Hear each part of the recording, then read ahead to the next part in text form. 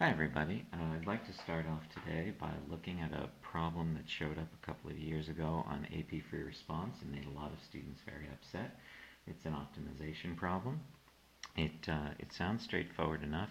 You have 20 inches of wire that you want to cut once and then take the two remaining pieces and form them into a square and a circle. Okay, so that's what we're looking at, but we want to cut once in such a way as to maximize total area. We might want to ask as a secondary question, where would we cut to minimize total area? Okay, so let's think about this. We've got our 20 inches of wire, and we're going to cut someplace. I don't know where that place is, so I'm going to call this amount x, and I'm going to call this amount 20 minus x, because if the whole thing is 20 and this amount is x, then I have 20 minus that x amount for over here. And these represent my two pieces of wire. I'm going to use this to form a square, and I'm going to use this to form the circle, which means this piece of wire is going to get bent into the shape of a square. And the square has four congruent sides. And so I could say that 20 minus x is the same as those four sides. Over here, I'm going to take this piece of wire and form it into a circle. Well, my circle with radius r has a circumference,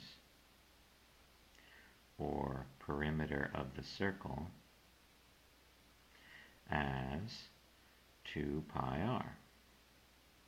But what are we using for that perimeter? This length of wire, whose length is x. Okay, so I've said something about what I'm going to do with my piece of wire, and I've said something about what I need to do with my piece of wire that will make the square. But the problem, remember, is asking us about total area. So I need to think about the areas of these shapes. Okay, so the area of this shape is side squared, which means I need to know what side is equal to, which means I need to take this expression up here and solve it for side. So let's see what that'll be. Side would then be 20 minus x over 4, or 5 minus 1/4 x. There's my side. So here where it says side squared, I'm going to take this expression and plug it in here. So I'm going to have 5 minus 1/4 x. Don't forget, this needs to be squared. And so we get 25 minus this times 2, 5/2 x, and then this squared, 1/16 x squared. So that represents the area of the square in terms of x. So we've related the area of the square back to that piece of wire. We need to do the same process with circle. Remember, the formula for area of a circle is pi r squared.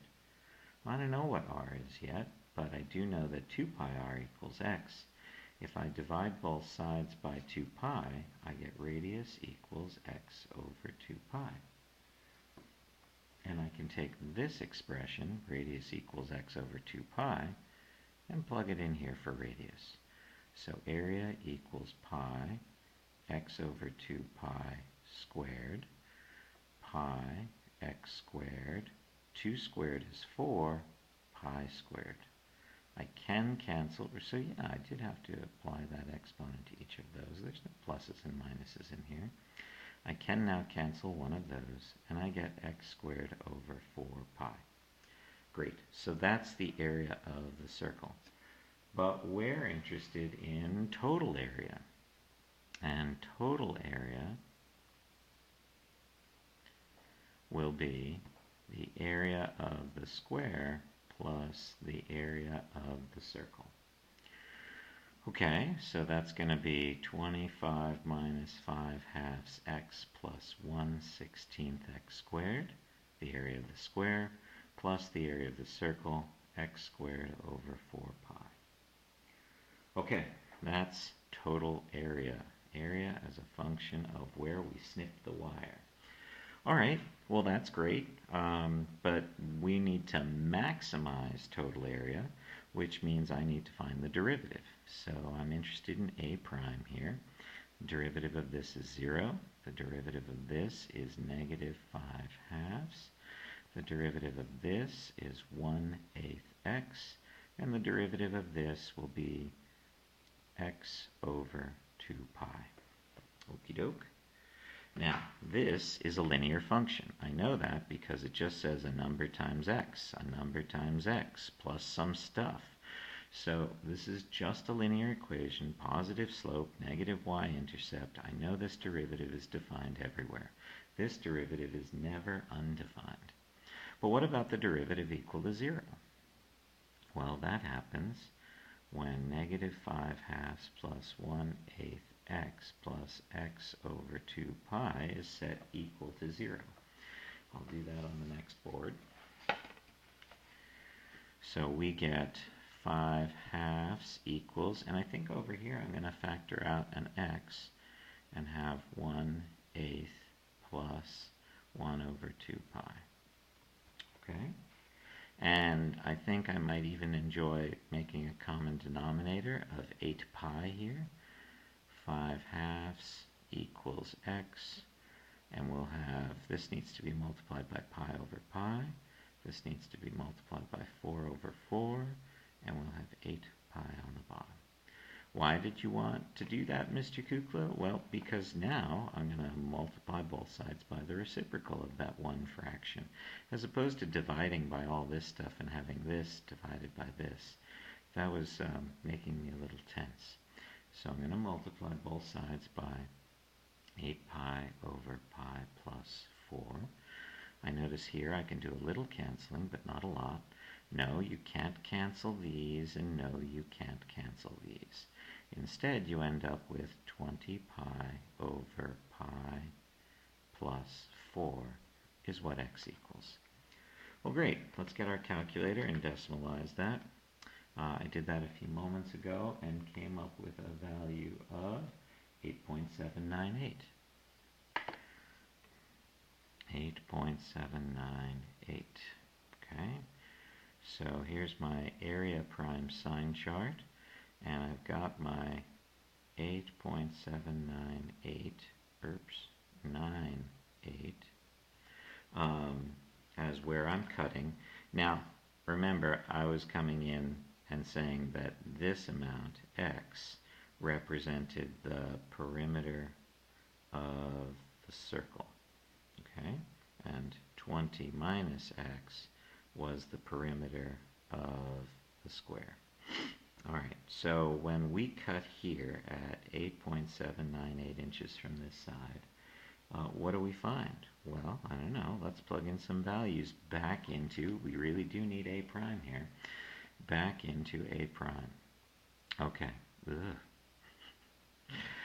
I kind of want to use this and say, is my x value that I'm testing with bigger or smaller than this number? So if I make x equal to 10, then 10 is bigger than, and this is positive. And if I make x equal to 0, then 0 is smaller than this number, and so I would be negative over here. And just to confirm that, we'll go back up here. Let's plug in a 0. Look, 0 times this, 0 times this, gives me a big old 0 with a negative number. And then over here, I think I was plugging in 10. That's going to be a little messier. We're going to have negative 5 halves plus 10 over 8. 10 over 8. And then 10 here would be 5 over pi. Okay, so let's see what we get when we do that. We've got 10 divided by 8, and we're adding to that 5 divided by pi. And I get 2.84, but this is negative 2.5. And that's a positive number. Excuse me. Okay, so we can be confirmed in the fact that this sign chart is correct. And look here, we have a minimum at 8.798. And so when I asked the question at the very beginning, where would we cut to minimize total area? In order to minimize total area, we would cut with x equal to this and use this piece, the smaller piece for the circle and the bigger piece for the square. Well, that's fabulous. That's just fabulous that we've found the minimum. But where's the maximum? Well, remember there are 3 places where we look for mins and max. We talked about finding when the derivative was undefined. This derivative was never undefined. We checked when the derivative was equal to 0, and that gave us this value, which provided our min. So where's the third place we check? That's right, endpoints of a bounded interval. So we need to check 0 and 20. Now, what I do know is both of these are maxes, right? Because here, after this point, a decreases. And if a is decreasing from that point, then that's a max at x equals 0. And I know over here that a is increasing until we get to 20. And so I know I have another max there. Well, is this max lower than that max? Or does the picture go like this? I don't know. So this is where I need to use my 5.1 information and check these endpoints in the original function to determine where the absolute max is. Okay, so I'll go back to my original area function, and of course I'll plug a 0 in first. So a of 0 equals 25. That's nice. Look, all that goes away, and I'm just left with that. But I've got to plug in that other endpoint, a of 20, and that's going to be a little more challenging. Okay, so 20 divided by 2 is 10. 10 times 5 is 50. 25 minus 50, I've got negative 25. All right, and then I'm plugging in a 20 here, and I get 400 over 16. And I think that's 25. And if I plug a 20 in here, I have 400 over 4 pi. Or 100 over pi. All right, well, let's just check that 400 divided by 16 is 25. Yes, so this positive and this negative will cancel. And so we just have this value here, which is 100 divided by pi. Not e, but pi. And I get 31.831. So it turns out my area is maximized when I cut at x equals 20, which means I'm using the whole piece of wire for x. I'm using the whole piece of wire to form the circle and none of the wire to form the square. And that's what incensed students so much. The absolute max occurred when the wire wasn't cut and you used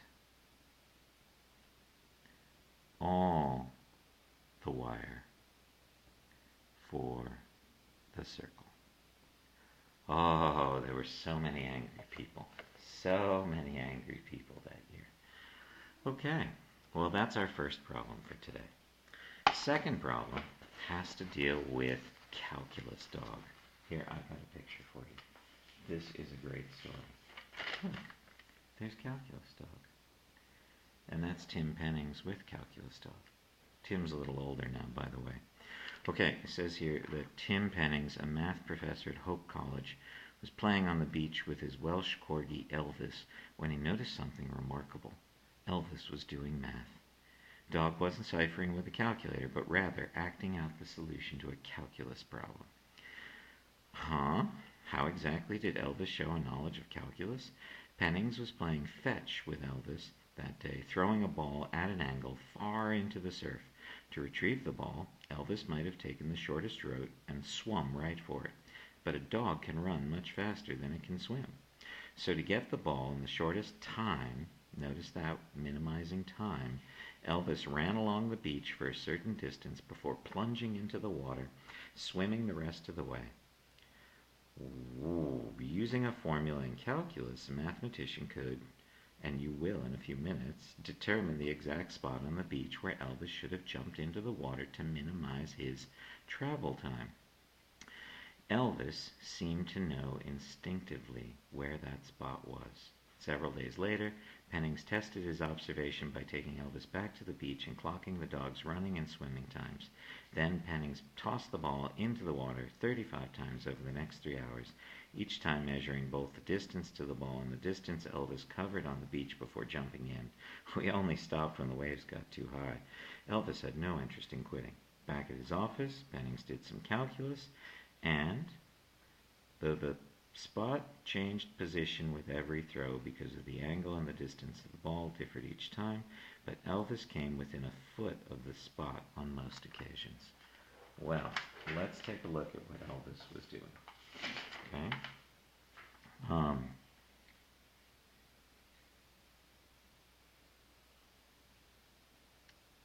Tim is here.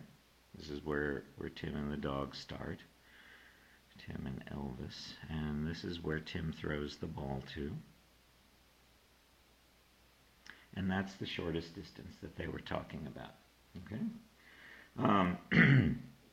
Let's call this distance 8 meters.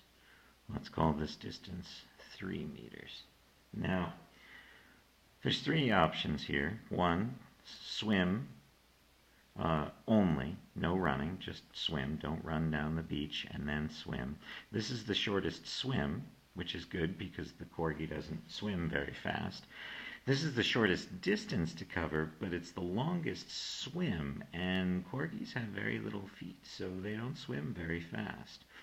Or we could find some sort of point where, and this is what Elvis was doing instinctively, Elvis would run down the beach a certain amount and then dive into the water. 8 minus x. Okay, so what, I'm just sort of still amazed that the dog was able to do this. Okay, so what is it that we're trying to minimize? It's not distance. We're trying to minimize travel time. And one piece of information, or 2 pieces of information we need to know. We need to know that the dog can run at 8 meters per second. That's the run speed. And the dog can swim at 6 meters per second. That's the swim speed. Now, why do I need those pieces of information? Well, remember, we're looking for times here. We're trying to find the amount of time the dog spends retrieving this. And right now we have a bunch of distances, and here are some rates. And I remember when I was younger in middle school, my math teacher talked about distance equals rate times time. Well, I know the distances, that's what's in this picture, and I know the rates, that's these numbers up here, and so I can find the time. Time is equal to distance over rate. But we've got 2 different times to consider and a total time to consider. We've got time swimming, and we've got time running for total time. Okay, so let's think about each of these. Swim distance. Well, we know that Elvis does this option, so let's consider it. We need to know the distance that Elvis swims. That's this length here. How can we find that? Well, over here I see a convenient right triangle, so I can use Pythagorean theorem and get square root of 9 plus x squared. So my Swim time is going to be my swim distance divided by how fast Elvis swims. So we're going to have square root of 9 plus x squared divided by 6. Fabulous. Now, what about time for running? Well, this is the distance then that Elvis would be running, and this is Elvis's rate of running, and so we want 8 minus x over 8. So this then represents the total time Elvis spends running as a function of x where he lands on the beach. Okay? Okay, so, but remember we're trying to minimize total time, so what we need to do here is take a derivative. Let's take the derivative of this. Oof, I guess I want to rewrite this a little first. Okay, 9 plus x squared to the 1/2, and here we'll say 1 minus 1/8 x. Okay, so then what would t prime be? Well, I bring down the 1/2 and I'd have 1/12. 9 plus x squared to the negative 1/2. Don't forget chain rule, as many of you did on the last CFA, 2x. The derivative of this is 0, and the derivative of this is negative 1/8. So there's t prime. And I see that this can cancel with this, leaving me x over 6 square root of 9 plus x squared minus 1/8 equals t prime. Well, the derivative is undefined when this denominator is equal to 0, but because I have an x squared plus 9, this will never be 0. So the derivative is never undefined. I do have some endpoints of 0 and 8, but we already know that Elvis ruled those out, but we can check to see what's happening at those. Though my guess is if this is going to be the minimum point, these would be maximum points. Okay, so let's then set this derivative equal to 0 and see what we get. I'm going to add the 1/8 to both sides at the same time, and I'm going to have x over 6 square root of 9 plus x squared. Now I'm going to multiply both sides by this denominator. 6 square root of 9 plus x squared. 6 square root of 9 plus x squared. These will cancel. And I'll multiply both sides by 8. So these will cancel. So 6 square root 9 plus x squared equals 8x. If I divide both sides by 6, I get square root of 9 plus x squared equals 4/3 x. I square both sides. I get 9 plus x squared equals 16/9 x squared. I'll move everything onto one side of the equation because this is a quadratic and get 0 equals 16/9 minus 9/9 is 7/9 x squared minus 9. I'll add 9 to both sides. I guess I could have left the 9 over there. So I'm going to have 9 times 9, 81 over 7 equals x squared. I'll take the square root, and I'll have 9 over root 7 equals x. All right, so let's put that on our s prime, our t prime sign chart, and see where that takes us.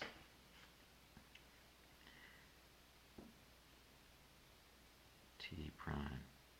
Okay, so we've got 9 over square root of 7. Okay, so a number smaller than that would be 0. So if I go back to t prime and I plug in a 0, what am I going to have? Well, here's t prime. 0 over this is 0, which leaves me a negative. So this produces negative. And if I want to know what this is, well, square root of 4 is 2. 9 divided by 2 is 4.5. And square root of 9 is 3, and 9 divided by 3 is 3. So if I know that this is somewhere in here, I should be safe choosing a value like 5 as a test value over here. So I'm going to plug a 5 in here. and I'm going to have 25 plus 9, which is 34, 6 square root of 34 on the bottom, with a 5 on top, minus 1/8. Okay, well, let's see what that is. 6 times square root of 34, I get 34.9857. I want 5 divided by that number, and then I want to subtract 1/8.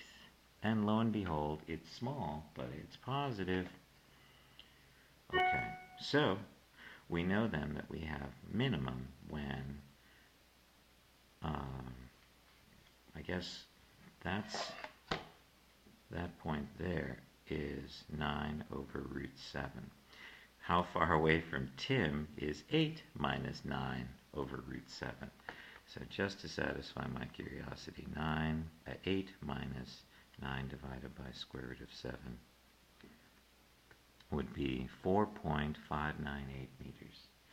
So if Elvis runs 4.598 meters down the beach and then jumps into the water and swims for the ball, Elvis will minimize time. Okay? So minimize time. What an interesting concept. Okay, the last problem I want to do with you today, or the last of the hard problems that I want to do with you today, deals with you and your job as Christmas elf. Pokemon is still going strong as a franchise on the planet, and there's a new Pokemon, surprise, surprise. And this one, admittedly, the Pokemon designers are getting a little, let's say, lack of creativity is filling the workshop. And this Pokemon is called Conio. And what we're trying to figure out in the Santa workshop is we have these Pokeballs that have a fixed radius of 3 inches. And our job is to make the largest Conio that we can to fit inside of our given 3-inch Pokeballs. Okay? Okay, and so, in math we might describe this as what's the largest sphere that can fit inside, largest cone that can fit inside a sphere with fixed radius. Alright, so what do we need? What do we mean by when we say largest? Well, we're talking about volume. And I'm sure you remember, and if not, you might want to write this formula down, because College Board expects you to remember. The formula for volume of a cone is 1/3 pi r squared h. And we also know the formula for volume of a sphere is 4/3 pi r cubed. Okay, so where do we go from here? Well, let's think about this. Well, I guess I want to draw the cone inside of the sphere. So I've got a sphere, and some people force the cone to be here, and it turns out that's not a successful way to draw this, because then it forces your thinking into thinking that this radius, i.e. the radius of the sphere, is in fact the radius of the cone. And we don't want to be tricked by that. We want to find out where the largest cone would be, and so I'm going to draw this cone here.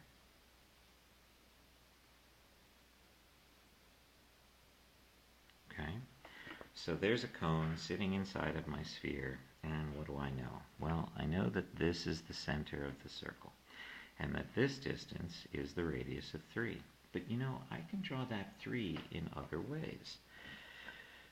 I can draw that 3 up here, and I can draw that 3 over here. Why do you want to do that, Mr. Kukla? Well, I'll tell you why.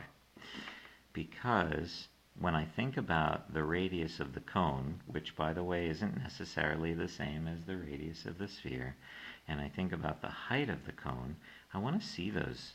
Okay, so I'm going to draw in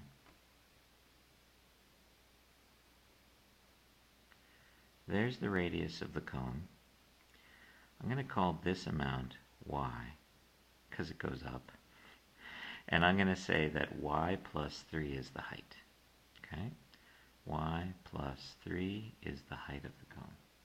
Now, what about the radius of the cone? Well, there's the radius of the cone r, but I don't want a formula in terms of r's and y's, so I think now that I've introduced y for height, I want radius in terms of y.